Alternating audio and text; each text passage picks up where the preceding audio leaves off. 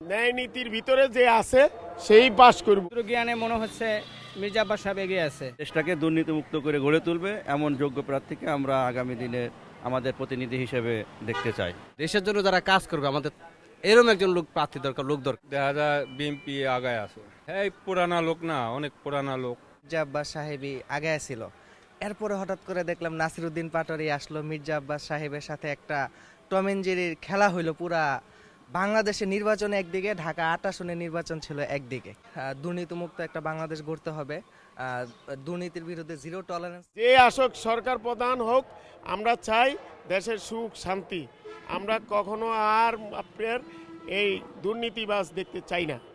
অতএব যারা আসুক তারা ধুয়ে মুছে আসুক, পরিষ্কার হয়ে আসুক।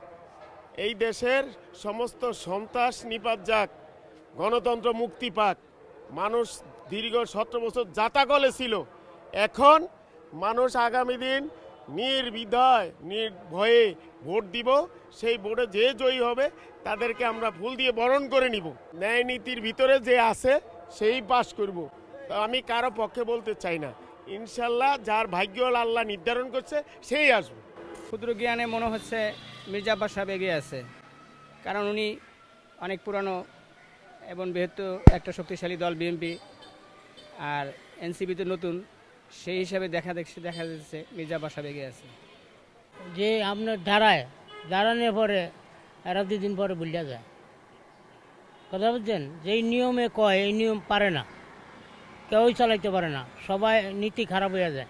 শিক্ষিত এবং এই দেশটাকে দুর্নীতিমুক্ত করে গড়ে তুলবে এমন যোগ্য প্রার্থীকে আমরা আগামী দিনে আমাদের প্রতিনিধি হিসেবে দেখতে চাই।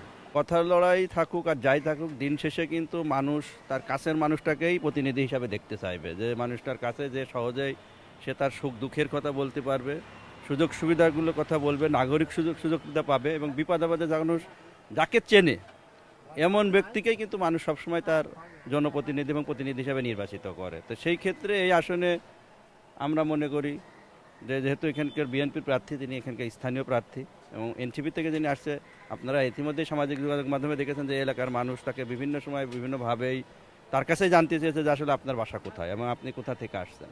দেশের জন্য যারা কাজ করবে আমাদের এরকম একজন লোক প্রার্থী দরকার, লোক দরকার। হ্যাঁ, সেটা আওয়ামী লীগ হোক, বিএনপি হোক, জামাত হোক, সে হোক, আমার দরকার কি দেশে কাজ, আমার জন্য কর্মস্থল আমার দরকার। এখানে কাজ যদি আমরা না করতে পারি তাতে আমাকে সমস্যা, তাই না? এখন আমরা চাই যে কোনো দল আসুক, ভালো দল আসুক, সে দেশকে আগায় নিয়ে যাক। মির্জা আব্বাসের গুণ হলো হ্যার অভিজ্ঞতা আছে। কেমন? হ্যাঁ, সিটি কর্পোরেশনের মেয়র ছিল, কাউন্সিলর ছিল, তারপরে এমপি ছিল, মন্ত্রী ছিল। হ্যাঁ, জনগণ সব কিছু আশা আশঙ্কা আছে যে মির্জা আব্বাস পাস করলে ঢাকা হাটের ভিতরে ব্যাপক উন্নয়ন হবে, কর্মসংস্থান হবে। হ্যাঁ, কর্মসংস্থান ভালো হবে। আর নাসিরউদ্দিন পাটোয়ারির কথা বলেন, নাসিরউদ্দিন পাটোয়ারি এখানকার স্থানীয় লোক না। হ্যাঁ, 2 দিন ধরে রাজনীতি করতেছে, হ্যার বাড়ি কই কেউ চেনেও না। আর এগুলোর যে আচার আচরণ, এই যে 1.5 বছর ধরে যে মানুষ জ্বালাইলো, এই রাস্তা বন্ধ করে, ও রাস্তা বন্ধ করে, হ্যাঁ, এটাই মানুষ বিক্ষুব্ধ হয়ে গেছে, ওগর উপর মানুষ ত্যক্ত হয়ে গেছে।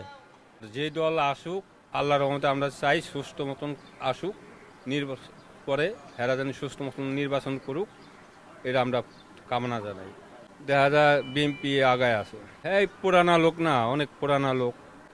আমরা তো স্থানীয় এলাকার লোক, আবার আমরা লেরাতেই দেখতেছি হেরে। শুরুর দিকে আমরা যেটা দেখছিলাম, মোটামুটি মির্জা আব্বাস সাহেবই আগে ছিল, এরপরে হঠাৎ করে দেখলাম নাসিরউদ্দিন পাটোয়ারি আসলো। মির্জা আব্বাস সাহেবের সাথে একটা টম এন্ড জেরির খেলা হইলো। পুরা বাংলাদেশের নির্বাচন একদিকে, ঢাকা 8 আসনের নির্বাচন ছিল একদিকে।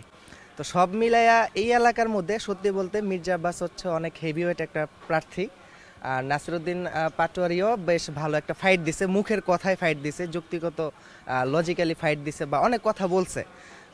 এখন দেখা যাক, আমার মনে হয় বিএনপির যে মির্জা আব্বাস আছেন উনি আগে থাকবে সব দিক দিয়ে। মানে এই এলাকার অনেক হেভিওয়েট প্রার্থী উনি। মশার উপদ্রব এই মুহূর্তে বেশি আছে, এই জিনিসটাকে প্রতি বছর যেন সাইজ করতে পারে। ডেঙ্গুতে কি, আমার নিজেরও ডেঙ্গু হয়েছে, আমি এই এলাকায় থাকি।